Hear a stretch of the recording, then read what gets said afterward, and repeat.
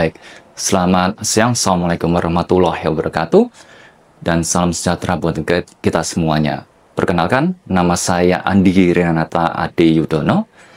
Kebetulan saya merupakan salah satu pengajar di Prodi Teknik Lingkungan, jurusan Teknik Lingkungan, Fakultas Teknologi Mineral dan Energi, UPN Veteran Yogyakarta. Judul disertasi saya yaitu adalah mengenai pengelolaan danau ruas bekas sungai pada daerah hulu dan hilir Sungai Bengawan Solo. Saya mengambil tema atau judul tersebut berawal dari terdapatnya pelurusan yang terjadi pada Sungai Bengawan Solo, di mana pada waktu terjadinya banjir di Surakarta, kota Surakarta dan sekitarnya, dan juga di beberapa titik di Das Bengawan Solo, pengelolaan yang dilakukan salah satunya adalah melalui pelurusan Sungai Bengawan Solo. Dan akibat dari adanya pelurusan tersebut, maka terbentuklah suatu ekosistem baru yang bisa dinamakan atau biasa disebut sebagai sungai mati atau kali mati. Akan tetapi di peraturan sebenarnya sudah ada. Di peraturan disebut sebagai ruas bekas sungai. Dan yang menjadi fokus utama dari kajian saya itu adalah bagian dari ruas bekas sungai, di mana bagian itu terdapat air sepanjang waktu. Sehingga bisa juga disebut sebagai danau. Nah, di danau ruas bekas sungai ini sangat dipengaruhi oleh adanya faktor pengontrol dan faktor pemicu. Jadi kondisi lingkungan, karakteristik lingkungan. Karena apa? Karena adanya hal tersebut, kedua faktor tersebut dapat mempengaruhi kualitas dan juga kuantitas air yang berada di danau ruas bekas sungai tersebut. Ya. Nah, akan tetapi yang jadi permasalahan adalah di sana terdapat banyak sekali degradasi. Berdasarkan dari kajian awal, observasi survei awal yang saya lakukan, terdapat ada 3 degradasi atau permasalahan utama. Pertama adalah penurunan kualitas air, kemudian kedua adalah terjadinya degradasi erosi yang diindikasikan dengan adanya singkapan akar pohon, kemudian terdapatnya erosi alur yang terdapat di beberapa titik di sekitar danau luas bekas sungai.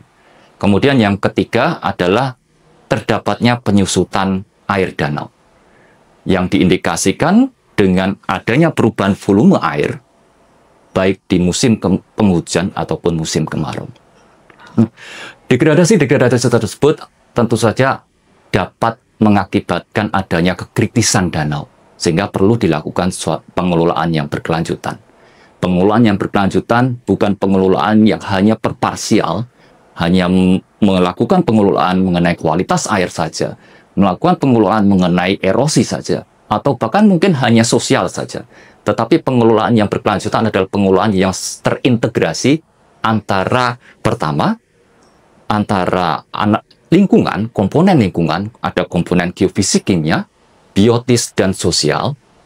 Kemudian ada pemanfaatan teknologi yang bisa diaplikasikan pada pendekatan mekanis atau teknis, misalnya seperti pembuatan IPAL, pembuatan RORA, atau bahkan mungkin ada sumur resapan dan lain sebagainya. Sedangkan juga mengenai pendekatan vegetatif, mungkin bisa diaplikasikan dengan pembuatan atau penggunaan fitoremediasi untuk mengulangi dampak pencemaran yang terdapat pada danau. Sedangkan yang terakhir bisa juga dengan melalui pemantauan. Dalam pemanfaatan teknologi pemantauan bisa menggunakan citra satelit atau bahkan foto udara. Kemudian yang terakhir, integrasi yang terakhir tadi ada analisis lingkungan, komponen lingkungan, pemanfaatan teknologi. Kemudian yang terakhir adalah kolaborasi antara pemerintah, swasta, peneliti, dan masyarakat sekitar. Sehingga diharapkan adanya integrasi ketiga hal tersebut, diharapkan pengelolaan dapat berkelanjutan.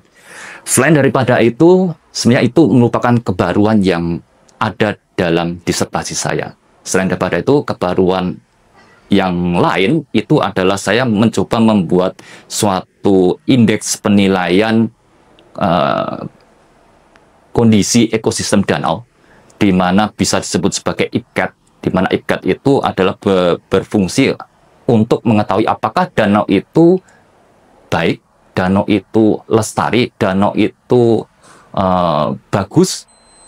Tentu saja dilihat dari beberapa indikator. Bisa dilihat dari kualitas airnya, bisa dilihat dari pengelolaan yang sudah dilakukan, bisa dilihat dari dinamika ekosistem dan keanekaragaman hayati, bisa juga dilihat mungkin dari dinamika iklim dan lain sebagainya.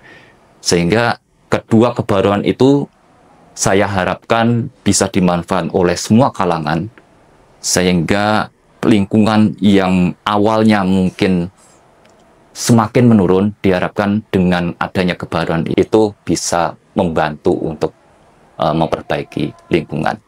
Lingkungan yang baik bukan lingkungan yang hanya bisa kita rasakan sekarang, tetapi lingkungan yang baik adalah lingkungan yang bisa kita rasakan bukan hanya sekarang, tetapi ke depannya. Saya rasa itu saja dari saya. Terima kasih. Wassalamualaikum warahmatullahi wabarakatuh.